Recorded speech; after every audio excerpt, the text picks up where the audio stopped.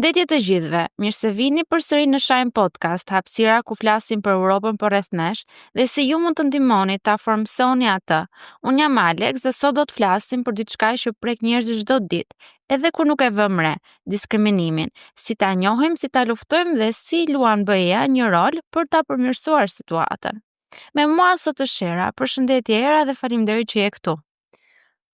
Përshëndetje Alex, përshëndetje të gjithëve. Para se të hym në studime apo ide të mëdha, dua të ndaj me ju në fakt një histori të shkurtër. Është diçka që më ka mbetur në mendje pothuajse 20 vjet, edhe mbase mund të mos tingëlloj shumë, mund të mos jetë ndonjë histori e madhe, por realisht e ndryshoi mënyrën se si e shohun botën. Para shumë vitesh, po ecja në qytetin tim, ishte një ditë shumë e bukur me diell, edhe si të gjithë të tjerët ishim adoleshentë edhe më shumë ishin në përmendime se sa në jetën reale, por që diçka që bën dy dje më tërhoqi shumë vëmendjen. Ata nuk duhet të ishin më shumë se 8 vjeç dhe njëri po qëndronte që duke pritur, ndërsa tjetri po ecte rreth tij.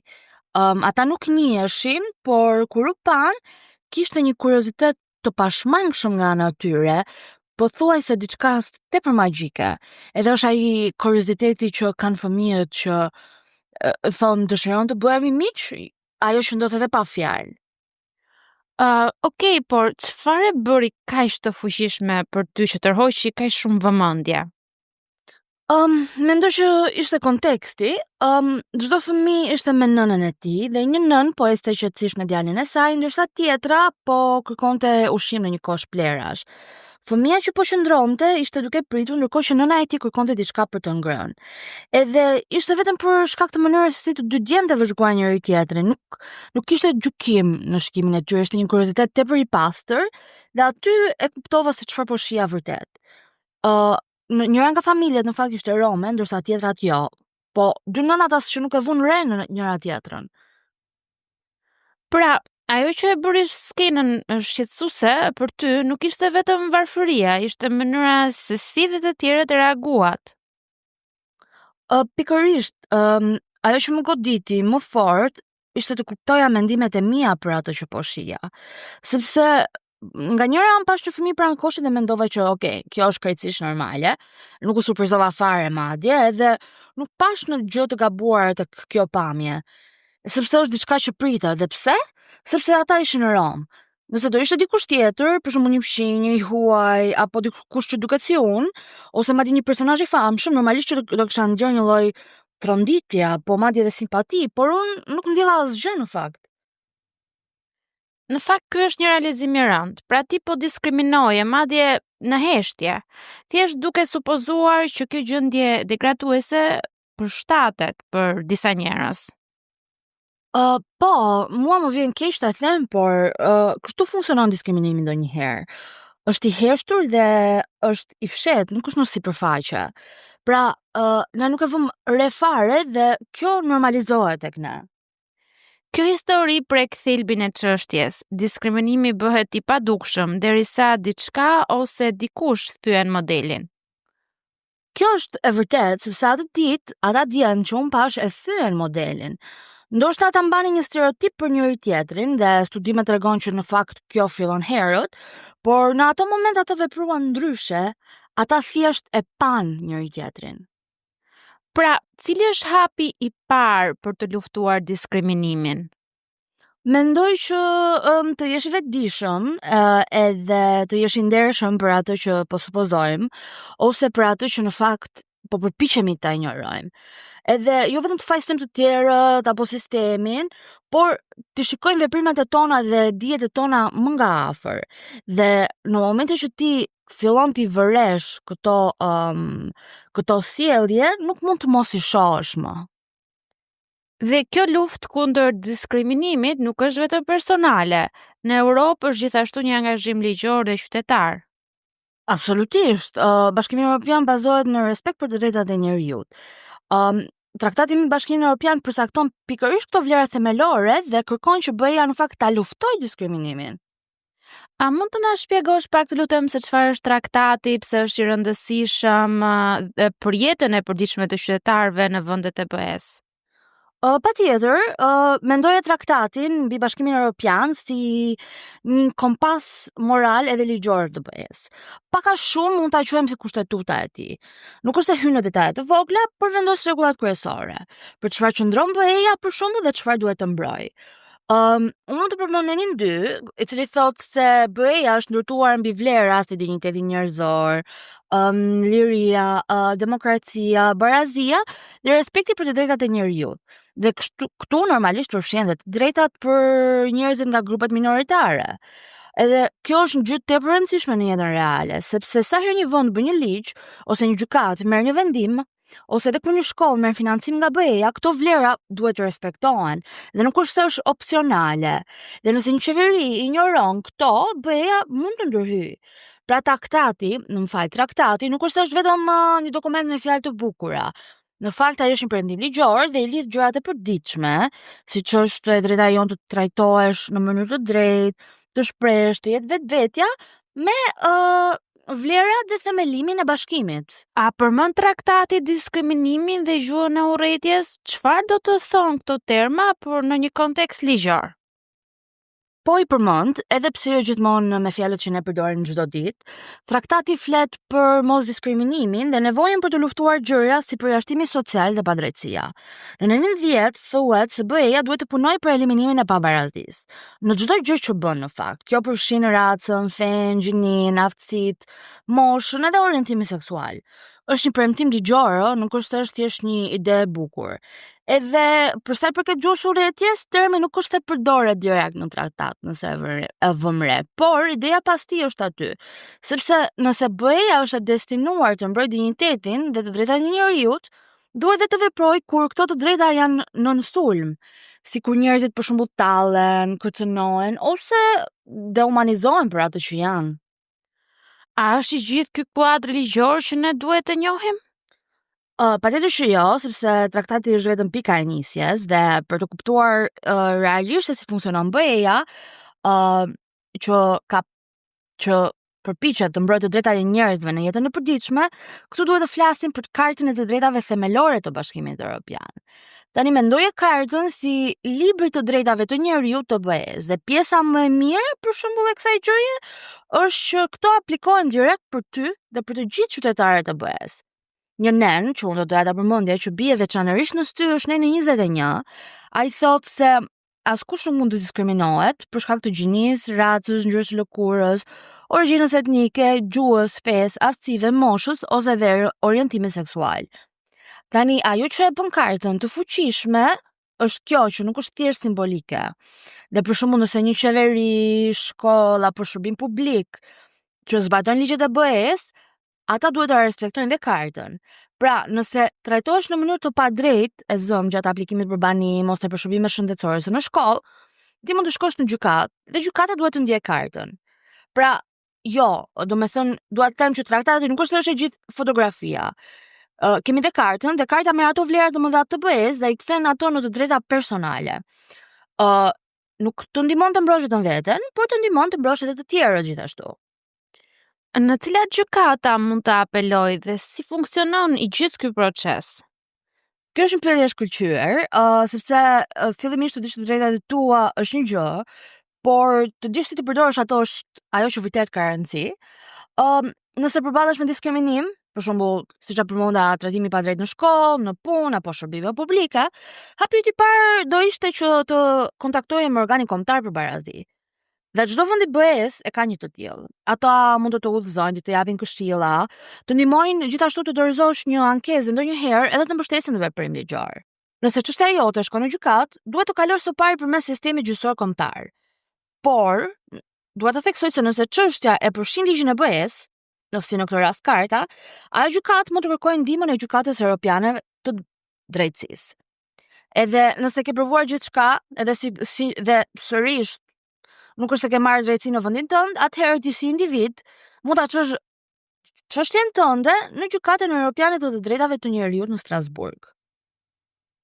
Kjo është shumë për të marrë me mend. Në fakt, kur ti e tregon duket pak si shumë e komplikuar. Pikërisht, unë e kuptoj më së miri këtë, dhe e di që mund të tingëlloj si një mal institucionesh, traktatesh edhe fjalësh ligjore. Por nëse thjeshtojmë janë 5 shtresa të thjeshta dhe secila e afron ligjin më afër teje. Shtresa e parë janë vlerat. Tani BE-ja është ndërtuar mbi barazi dhe dinjitet njerëzor. Dhe kjo nuk është vetëm slogani, kjo është e shkruar drejt për drejt në traktatin mbi Bashkimin Evropian. Mund ta them është i premtimi i BE-s për të gjithë ne. Shtresa e dytë janë të drejtat. Këto premtime bëhen personale në Kartën e të Drejtave Themelore. Në 21 është i qartë që nuk toleron asnjë lloj diskriminimi për asnjë lloj arsye. Dhe kjo është mburoja jote. Kemi pastaj shtresën e tretë, që janë ligjet, edhe këtu është momenti që kjo gjë bëhet praktike. Pra, BE-ja ka bërë ligje ose ndryshe direktiva që thonë që nëse trajtohesh në mënyrë të padrejtë në shkollë, në punë, tek mjeku, ose për shembull nëse po aplikon për të marrë një apartament dhe trajtohesh në mënyrë të padrejtë për shkak të racës, moshës, fesë, gjinisë ose çfarëdo që të jetë, kjo nuk është vetëm e gabuar, kjo është aktualisht e palishme. Kemi shtresën e katërt, është ajo shtresë që përmend ku të shkosh. Çdo vend ka organe për barazi. Edhe nuk është se janë vetëm të hamencuara, janë zyra reale ku ti mund të shkosh për ndihmë. Nëse është nevojshme, mund ta çosh çështjen në gjykatë. Ato gjykata mund të kërkojnë ndihmë nga Gjykata Europiane e Drejtësisë nëse përfshihet ligji i BE-s, siç e përmenda. Dhe në fund, shtresa e 5 është plani rezerv. Pra, nëse gjithçka dështon, nëse vendi nuk e zgjidhet të drejtat e tua vazhdojnë të injorohen, ti mund të shkosh në Gjykatën Europiane të Drejtave të Njerëzit. Ti, kur them ti, e kam fjalën për individin, jo qeverinë. Kjo është një fuqi që është në duart e tua. Pra sistemi mund të duket pa kompleks nga jashtë, por është ndërtuar rreth teje dhe kjo është liria jote. Edhe veta jote për të trajtuar në mënyrë të barabartë edhe për të reaguar dhe për të kundërpërgjigjur kur ti ndjen që nuk po trajtohesh ashtu si duhet. E gjithë pamja është e qartë për mua tani, pra kur zgjedh të flasësh ose të reflektosh mbi gjykimet ose para gjykimet e tua nuk je vetëm. Ka struktura dhe politika në mbar Europën që punojnë për të njëjtat qëllime. Pra shkurt, fillo në mënyrë lokale, shko kombëtare dhe nëse është e nevojshme, shko në mënyrë europiane. Ke rrugë ligjore për të ndjekur dhe nuk duhet ta bësh vetëm të gjithë këtë proces. Po, dhe shumë njerëz nuk e din këtë. Ti, si individ, mund të çosh një çështje në Gjykatën Europiane të Drejtave të Njerëzit, nëse të drejtat tua bazë janë shkelur. Nëse ke provuar gjithçka në vendin tënd dhe akoma nuk e gjetur drejtësi, mund të aplikosh direkt në Gjykatën e Strasburg, madje edhe pa avokat. Tani, në të vërtetë është një proces që kërkon kohë, por vendimet e gjykatës kanë rëndësi. Qeveritë duhet i ndjekin dhe është një nga mjetet më të forta që ne kemi si qytetarë. Kjo tingëllon fuqizuese, por është pak e vështirë për të imagjinuar, sidomos nga njeri. Plotësisht, unë e kuptoj dhe kjo është totalisht e drejtë. Të kesh të drejta është një gjë, por ti përdorësh kërkon kohë, njohuri dhe mbështetje. Dhe jo të gjithë e kanë këtë menjëherë, por ideja është që ti nuk duhet ta zbërthesh vetëm. Siç e thash, çdo vend i BE-s ka një organ kombëtar për barazi. Është një zyrë zyrtare që ndihmon njerëzit të përballen me diskriminimin. Ato ofrojnë këshilla ligjore falas, ndihmojnë me ankesa, ndonjëherë të mbështesin dhe gjatë gjithë procesit. Mund të drejtohesh gjithashtu tek organizata për të drejtat e të rinjve, si Forumi Europian i të rinjve, ose grupe si Rrjeti Europian kundër racizmit. Mirë, por si t'i aksesojmë, si të fillojmë? Kjo është pjesa më e mirë, nuk është se ke nevojë të jesh ekspert, thjesht bëj një kërkim të thjeshtë në internet. Për shembull, shkruaj organi për barazi në vendin tënd dhe do gjesh njerëz real që janë të gatshëm për të ndihmuar. Mund të na japësh disa shembuj? Sigurisht. Këtu do marrim shembull rastin DH dhe të tjerët kundër Republikës Çeke. Ishte një grup fëmijësh rom që u vendosën në mënyrë të padrejtë në shkolla speciale. Ata e çuan çështjen në Gjykatën Europiane të Drejtave të Njerëzit dhe fituan. Ai vendim çoi në ndryshime të politikave arsimore në mbar Europën. Pra, po, mund të jetë një rrugë e gjatë, ama zëri yt mund të ndryshojë gjëra. Veprimet e vogla kanë rëndësi dhe kur lidhen me diçka më të madhe, mund të bëjnë një dallim të madh. Pikërisht, sidomos kur veprimet e tua lidhen me diçka të fuqishme, siç ajo që bën BE-ja. Si për shembull, mund të na japësh një shembull më të detajuar, të lutem? Patjetër, këtu do të doja të përmendja programin CERV, që përkthehet ndryshe Citizen Equality Rights and Values, dhe e di që është një emër pak i gjatë, po do doja të flisa për rëndësinë që ka. CERV në fakt e financim dhe mbështetje reale për njerëzit dhe grupet që punojnë për barazi, siç janë organizatat urinore, shkollat, komunitetet lokale. Pra, nëse ka një fushat kundër gjuhës së urrejtjes, një workshop mbi të drejtat e romëve ose një projekt studenti për përfshirje, CERV mund të ndihmojë që kjo të realizohet. Është mënyra e BE-s për të thënë që nuk je vetëm, nëse vepron ne të mbështesim. Pra, kur të rinjt flasin, organizohen ose japin idetë e tyre, ata nuk po reagojnë vetëm ndaj padrejtësisë. Ata po ndërtojnë diçka më të madhe. Janë pjesë e një lëvizjeje me burime pas tyre dhe kjo e formson Europën që nga baza, sipas mendimit tim. Kjo ka qenë një bisedë shumë e hapur dhe frymëzuese. Fillua me një histori me dy fëmijë që shihnin njëri tjetrin pa paragjykime dhe një farë mënyre kemi shkuar nga i momenti i qetë tek traktatet e BE-s, të drejtat e njeriut, gjykatat dhe ndryshimi i udhëhequr nga të rinjt. Dhe megjithatë gjithçka ka një lidhje.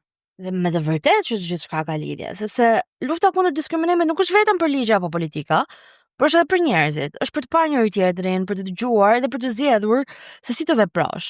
Dhe duke ditur që kur vepron ti nuk je vetëm, sepse BE-ja ka struktura ligjore, programe mbështetëse dhe të drejta që të mbështesin. Kjo është e fuqishme për të mbajtur mend, qoftë duke sfiduar një stereotip, duke mbështetur një mik ose duke u bashkuar në projekt në komunitetin tënd. Të gjitha këto kanë rëndësi. Patjetër që kanë rëndësi, sepse veprimet e vogla kur i bëjmë së bashku, ato rriten dhe bëhet kulturë dhe në këtë mënyrë fillon edhe ndryshimi. Faleminderit shumë Era që ishe me ne sot. Të falenderoj për shpjegimin e një teme komplekse në një mënyrë që prek drejt për drejt. Faleminderit e ty Alex, edhe për të gjithë ju që po dëgjoni, dua t'ju them vazhdoni të pyesni. Vazhdoni të vini re, vazhdoni të veproni. Kështu ne do të ndërtojmë një Europë më të barabartë. Sepse një hap, një zë, një kohë.